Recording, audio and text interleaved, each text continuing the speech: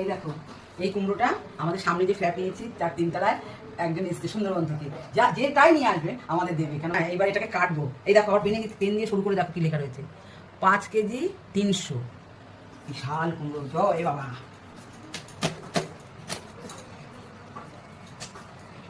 কাটাই মুশকিল, একবার না পারিলে দুবার। কুমড়ো, সুন্দর কুমড়ো, ওদের চাষের কুমড়ো তো দারুণ। এটা সবাইকে আমার ঠাকুর করে দেবো, একটু আমার ননদকে দেবো, যাকে দেবো, পাশে ভাসুকো বউকে দেবো।